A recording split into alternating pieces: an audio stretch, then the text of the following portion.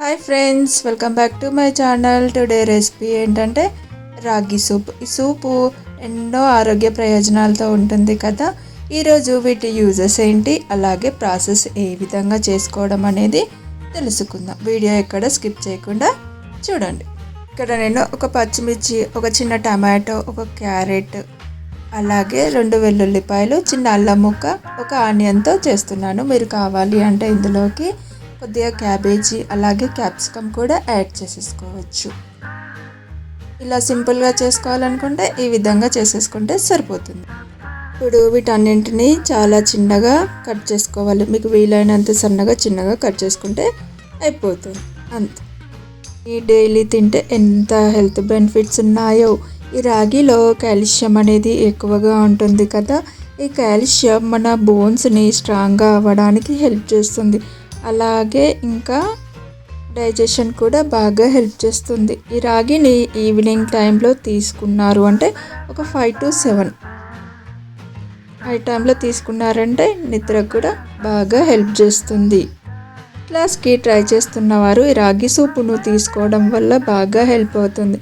ఇందులో ఫైబర్ అనేది ఎక్కువగా ఉంటుంది. డైజెషన్ కూడా చాలా మంచిది.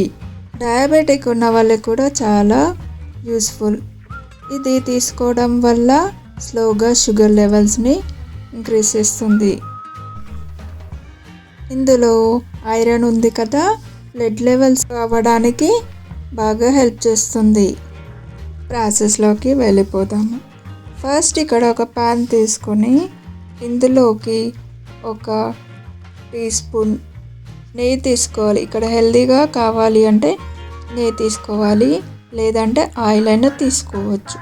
రెండిట్లలో ఏదైనా పర్వాలేదు. కాకపోతే నెయ్యితో అయితే ఇంకా హెల్తీగా ఉంటుంది కాబట్టి నేను ఇక్కడ నెయ్యి తీసుకుంటున్నాను. 1 టీ స్పూన్. ఓకే, ఒక 1/2 టీ స్పూన్ జీలకర్ర తీసుకుంటున్నాను. ఈ జీలకర్రను బాగా వేయించేసుకోవాలి. తర్వాత ఇందులోకి ఆనియన్ని యాడ్ చేసేసుకోవాలి. ఆనియన్ని యాడ్ చేసేసుకొని బాగా వేయించేసుకోవాలి. ఒక 1 మినిట్ అలా వేయించేసుకోవాలి. తర్వాత ఇందులోకి క్యారెట్ని తీసేసుకోవాలి. ఈ క్యారెట్ని కూడా యాడ్ చేసేసుకొని కొద్దిగా సాఫ్ట్గా వేయించేసుకోవాలి. క్యారెట్ని ఒక 1 to 2 మినిట్స్ లో ఫ్లేమ్లోనే పెట్టుకొని వేయించేసుకోవాలి. హై ఫ్లేమ్ ఆర్ మీడియం ఫ్లేమ్లో మాత్రం అస్సలు పెట్టకూడదు. తర్వాత ఇందులోకి పచ్చిమిర్చి అలాగే అల్లం ముక్కలు, వెల్లుల్లిపాయ కూడా వేసేసుకొని ఒకసారి బాగా ఫ్రై చేసుకోవాలి. మరీ బాగా ఫ్రై చేసే అవసరం లేదు. టమాటో అనేది లాస్ట్కి యాడ్ చేసుకోవాలి. టమాటో అనేది తొందరగానే కుక్ అవుతుంది కదా, అందుకే లాస్ట్కి యాడ్ చేసుకోవాలి. టమాటో నుండి వాటర్ కూడా వస్తుంది కదా. ఇప్పుడు ఇవన్నీ యాడ్ చేసుకున్న తర్వాత ఒకసారి ఈ విధంగా వేయించేసుకోవాలి. కొంచెం ఇవన్నీ వేగాక లాస్ట్కు టమాటోని యాడ్ చేసుకోవాలి. ఇప్పుడు వీటిలోకి టమాటోని యాడ్ చేసేసుకోవాలి. చివరిగా టమాటోని యాడ్ చేసుకొని ఒక 2 నిమిషాలు కుక్ చేసేసుకోవాలి. సరిపోతుంది. టమాటో అనేది తొందరగానే మగ్గిపోతుంది కదా. రెండుని లో ఫ్లేమ్ మీదనే ఈ విధంగా బాగా కలుపుతూ వేయించేసుకోవాలి. ఇవన్నీ వేగిపోయాక ఇందులోకి 1 కప్పు వాటర్ తీసుకోవాలి. నేను ఇక్కడ ఒక కప్పు సూప్ కావాలి అనుకుంటున్నా కాబట్టి 1 కప్పు యాడ్ చేసుకున్నాను. మీకు ఎంత కావాలో అంత క్వాంటిటీ పెంచేసుకోవచ్చు.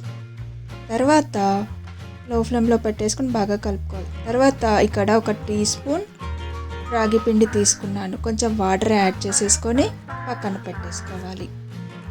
ఇక్కడ బాగా మరిగిపోతున్నాయి కదా వాటర్. ఇందులోకి రుచికి సరిపడా సాల్ట్ కూడా యాడ్ చేసేసుకొని ఒకసారి బాగా కలిపేసుకోవాలి. ఇప్పుడు బాగా ఇలా పొంగులాగా వస్తుంది కదా, ఇదే టైంలో రాగి పిండిని ఇందులో కలిపేసుకోవాలి. ఒకసారి బాగా కలిపేసుకొని ఇందులోకి యాడ్ చేసేసుకోవాలి. యాడ్ చేసేసుకొని బాగా కలిపేసుకోవాలి స్పూన్తోని. లో ఫ్లేమ్లోనే పెట్టుకోవాలి. Medium flame or high flame పెట్టకూడదు. లో ఫ్లేమ్లోనే నిదానంగా కుక్ చేసేసుకోవాలి. ఈ విధంగా మధ్యలో కలుపుతూ ఈ సూప్ అనేది ఒక 6-7 నిమిషాలు లో ఫ్లేమ్లో పెట్టేసుకొని కుక్ చేసుకోవాలి. ఈ విధంగా అయితే చిక్కగా అయిపోతుంది. లో ఫ్లేమ్లోనే పెట్టేసుకోవాలి. ఇక్కడ 5 నిమిషాల తర్వాత చూపిస్తున్నాను. ఇందులోకి కొద్దిగా మిరియాల పౌడర్ అనేది యాడ్ చేసుకోవాలి.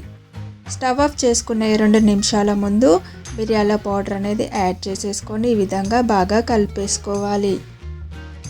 ఇక్కడ నేను 2 నిమిషాల తర్వాత చూపిస్తున్నాను.